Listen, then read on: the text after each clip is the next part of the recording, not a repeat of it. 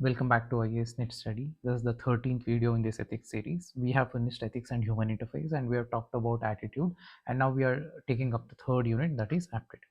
So let's get into the discussion of this unit, aptitude. In this unit we are going to talk about basics of aptitude, and eventually we are going to talk about foundational values in the civil services. Those topics subsequently we are going to have a discussion. So let's get into the discussion and let's talk about aptitude. We talked about attitude in the last video, and here we are talking about aptitude. Attitude is that the evaluation, the factor of favor or disfavor, that is attitude. Now we are talking about aptitude. What is aptitude? Aptitude, it is an inherent talent, it is a natural talent. I have this natural talent, and this natural talent is used to acquire certain skills or certain ability. But remember here, in future, so I have certain inherent talent. With the help of this talent, I can acquire certain skills, certain abilities in future if appropriate training is given to me. So this is aptitude. If I have to give an example, you might have seen in schools very few children, they have that numerical aptitude. It means that they have that inherent talent towards these mathematics subjects. Maybe if you give the appropriate training, in future they can do extremely well in mathematical related field, maybe with respect to engineering, data science, finance, economics. In these kind of fields, these children with inherent ability towards mathematics, or if they have that numerical aptitude, it would be easier, comparatively it would be easier for these kids to excel in these areas. This is aptitude. This is natural inherent talent, inherent ability. In the same way, if a kid has a aptitude towards music or singing, then eventually if a proper training is given, in future you can expect good musician out of that kid. The same thing, drawing. So it means that there is a factor of inherent talent or a natural talent. So in future, from a future perspective, this is going to be useful, right? And another aspect you need to remember with respect to aptitude is it is not fixed, or it's not a rigid attribute. It means that even if I don't have this natural talent, even if I don't have this natural component, still I can do well in these fields. Even if I don't have that natural talent, if I show in my childhood with respect to drawing, then still I can learn this. It can be my ability to draw can be enhanced if I am exposed, if there is early exposure towards drawing, if I do a regular practice, if I have that motivational factor, or if there is a conducive environment. So aptitude is, it is fine, it is good, it is an advantage. If I have an aptitude towards numerical ability, if I have numerical aptitude, then it is fine, it is an added advantage. But that does not mean that if I don't have that numerical ability, I cannot excel or I cannot learn this. No, that is not the case. It is an added advantage for me. But still, even if I want, I can, with a proper practice, proper training, proper environment, motivational factors, I can do well in that field also, in that mathematical field also. So this is with respect to aptitude. And another thing is that, see, aptitude, I told you that it is an inherent talent.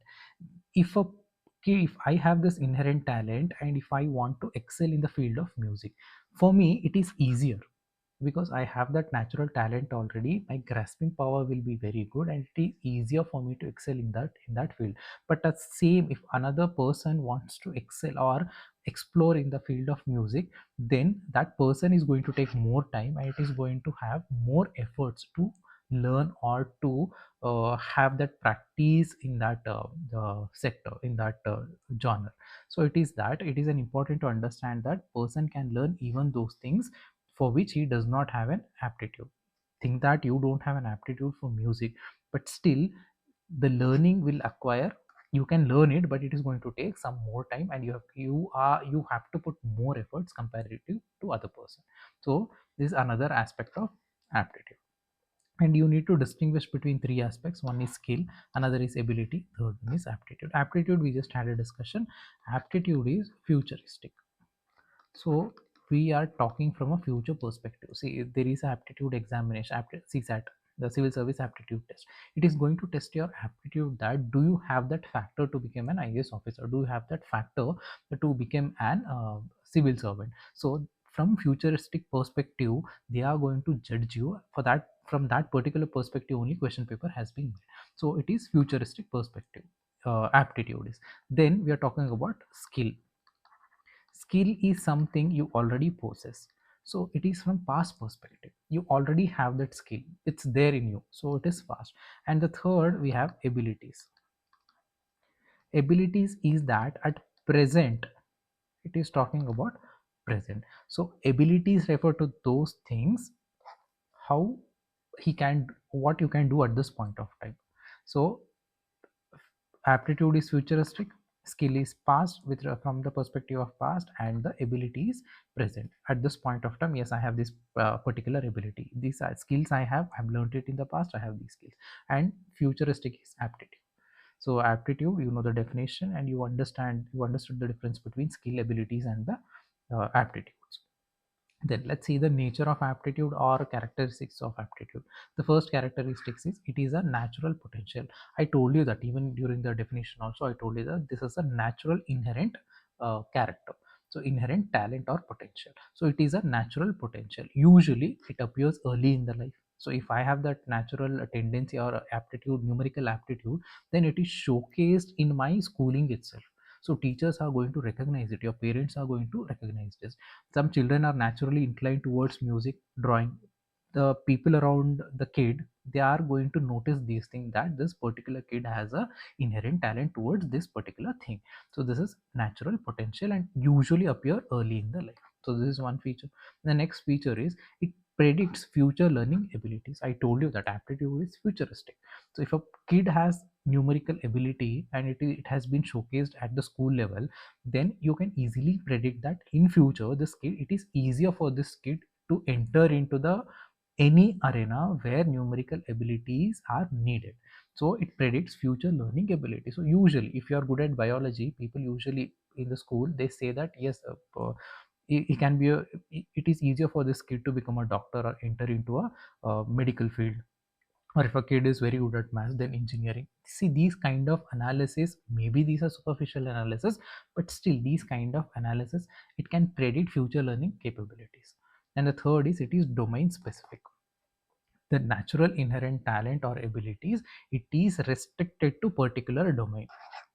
See, if I have that natural ability with respect to singing, that does not mean that I have this inherent talent with every sector or every different whether it respect to numeric ability, whether it is with artistic, whether it is respect to drawing, engineering, medical. No, it is not. It is domain specific.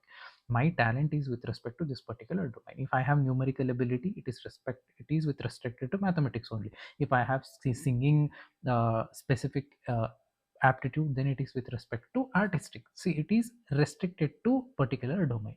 So it does not mean that I have this uh, overly talented thing with respect to all other areas. No, this is not the case. This is domain specific. And the fourth aspect is it can be developed. I told you that it is not very rigid, it can be developed if with a proper practice, with a proper mentoring, proper exposure, proper training, it can be developed. So that is another feature of aptitude. And finally, this is going to influence your career choices. The same thing, if you have a numerical aptitude, engineering, this is a superficial analysis I'm talking about, don't take it very seriously from an example perspective. Or if you're very good at biology in the school, then you make a choice with respect to whether I'm going to, it would be easier for you to choose the medical field, anything related to biology, whether it is dentistry or mbbs, these kind of things. So it is going to influence the career choices, right? So you feel confident with respect to these kind of subjects when you have this natural talent or you have these abilities. So it is going to influence the career choices. So these are some of the features of aptitude. It is natural, it is a natural potential, and it predicts future learning capabilities. It is domain specific and it can be developed, and it influences career choices. And the next, why is it important? What is the necessary of aptitude? First and foremost thing, in the last features also we talked about, it guides your career. So career planning. So your life is dependent on your career. So career plan, it is going to help you to decide your career. Even for the academic success also, see, academic success is extremely important to build that confidence. It does not mean that if you're not successful in academics, life will not be very good. This is not the case, but it gives that confidence, it gives that inner strength. So the courage, the moral courage, you get it because of academic success. So career planning, academic success, and skill development. See, I told you that if you have that numerical capabilities, all these engineering related subjects, and even for that matter artificial intelligence, all these things, it comes quite easier. So even for the to develop a skill, maybe it is not related to career, personally I want to have this skill. If I have this aptitude towards music, then it is easier for me to uh, have that skill towards anything, any artistic skill. It would be easier for me. So even for the skill development, it is a foundation for specialized training programs. And then efficiency and productivity. See, even to increase my productivity, if I have this natural inherent talent, then I will give my 100%. So I am confident, and I my focus will be stronger here. So here my efficiency will be greater and productivity output will be greater. So I am going to adapt faster to job requirements. And self awareness, obviously, if I am aware of if I know that I have this aptitude, and if I know that what are the strengths of my aptitude and how can I manage these things, then this is going to create a self awareness. Then I know about myself, I know what are my strengths, what are my loopholes. So this is going to promote confidence, and because of that I am going to make informed decisions. So my decisions will be, I am going to analyze pros and cons, then I'm going to take a decision based on my pros and based on my cons. So self awareness. And finally, organizational fit. Organization fit is that if I have this ability, then I can assess what is the job profile, and I can analyze myself, do I fit here, and is my aptitude, is these aptitudes going to be helpful in this particular career. So it assess the candidate's compatibility with job profile. So these are the importance of aptitude: career planning, academic success, skill development, efficiency and productivity, self awareness, and organizational fit. And then let's see the types of aptitude. See, whatever the basics we are discussing, questions will not be there in the examination based on this. They're not going to ask about types of aptitude, they're not going to ask about importance, all these things.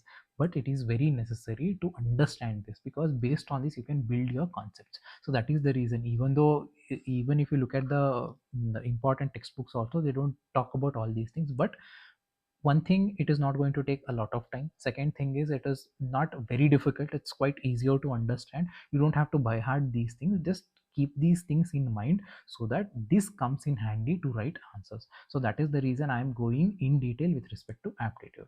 So we talked about basics of aptitude, the importance of aptitude, and one more topic, nature of features of aptitude. Now let's talk about types of aptitude. The first type of aptitude is general aptitude. What does general aptitude means? It means that these aptitudes are foundational for everyday functioning. In my everyday functioning, this comes in handy, and it is for my education, for my academic pursuit, it comes in handy, and for intellectual performance also. And the general aptitude has number of differentiation. It has numerical aptitude. It is a numerical aptitude. It means that it is a natural ability to understand numbers, perform calculations, all these things, identify numerical patterns, all these things comes under numerical aptitude. Then we have a verbal aptitude. Verbal aptitude, again, it is a skill, or I cannot say it has a skill, it is an inherent talent to understand and comprehend language related things, to understand language, comprehend written material, express my ideas clearly, and understand your ideas. So this is verbal aptitude.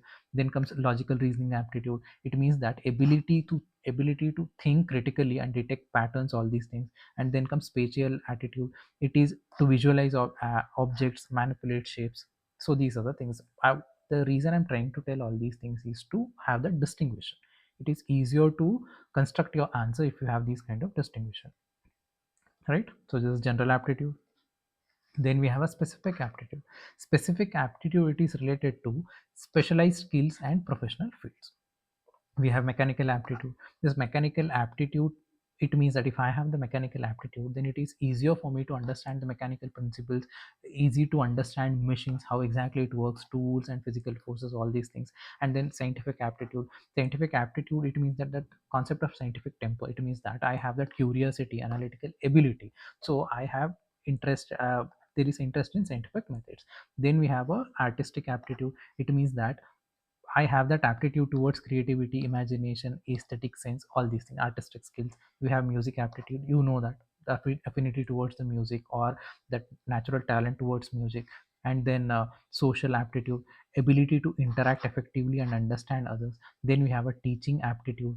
It's, if I have the teaching aptitude, it means that I can express my thoughts in a very clear manner, and it will be helpful for you to understand me. So clarity of expression, patience, ability to simplify concepts, all these things comes under teaching aptitude. And the third types of aptitude, professional or career aptitude. Last aptitude, it's related to specialized skills and professional fields. The next type of aptitude, the professional aptitude, here it is directly linked to specific professions and occupations. The first is engineering aptitude. It means that I have that mechanical, all the combination of numerical, mechanical, spatial, all these aptitude. It means that I have these aptitudes, engineering related aptitude, to excel in my career. Excel in my career, it means it takes a problem solving, design, technical analysis, all these things. Then medical aptitude. If I have to become a good doctor, medical aptitude is must. So I have that inherent talent towards these kind of subjects, whether it with respect to surgery, nursing, diagnostic, all these things. Then we have a administrative aptitude. Administrative aptitude, it includes decision making. Administrator, being a administrator, one of the prime responsibility is to have efficient decision making and communication, leadership, logical reasoning, all these things comes under administrative aptitude. Then comes entrepreneurial aptitude. Aptitude, it involves risk taking, it involves innovation. So in innovation, initiative, risk taking, all these things comes under entrepreneurial attitude. So this comes under professional aptitude. And the next, I think these are three types of aptitude. First is general aptitude, specific, and the professional aptitude, career aptitude. And let me give you some examples in real life. Let's talk about logical aptitude. Logical aptitude, it means that a child which is good at solving puzzles. So it means that the child is showcasing logical aptitude.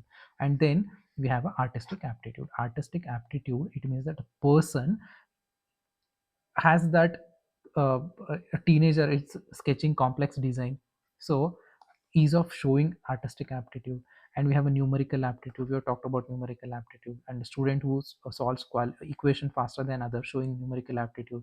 And a person who can quickly fix gadget, shows the mechanical aptitude. An individual who learns new language easily, verbal aptitude. And a singer with perfect pitch, demonstrating music aptitude. These are some of the examples, right? Then see, we talked about aptitude, talked about futuristic thing, different types of aptitude. Now let's talk about the final aspect in the definition, the appropriate training. What is that appropriate training? This appropriate training helps to convert skill into a, sorry, appropriate training, it converts whatever the aptitude you have into a skill, into a ability. So aptitude, it can be converted into a skill, it can be converted into ability if appropriate training is given. You can relate it to civil service examination. UPSC conducts civil service examination. All the three cumulatively take it as an aptitude test. They are going to test your aptitude. Do you have that? Do you have that factor to become a civil servant? So that is going to be tested by UPSC. Here it is going to certify the aptitude of a candidate, that do you have that, all the three stages of examination, they are going to test you, and they are going to give that certification that yes, you are capable to become an officer here. So here, once you clear that examination, then training will be given. Where exactly? In the National Academy. So the first test is conducted, then appropriate training is given, then only they are going to post you. And even after the posting also, they are going to assess you for some time. So on the whole, if you look at the probationary period is for 2 years, so the training period, it is for 2 years. So they are going to test you again and again, and they're going to make sure that you're good at your work, because so many people are dependent on you. So this is how the things work. So the skills of good civil servant keep on improving with more and more practice, experience, and time. So this is with respect to appropriate training. And see, in order to realize one's aptitude, in order to give this the training, you have to realize your aptitude. And how do you realize this aptitude? There are three things which are very much important. The first thing is correct identification of your aptitude. If I have aptitude, numerical or singing aptitude, then identification is very much necessary. If I have a singing aptitude but somebody identified in a wrong way, or I identified personally in a wrong way, then it is not going to help me. So singing aptitude, it is quite important. Then comes, I have to have that positive attitude to resolve or pursue my aptitude.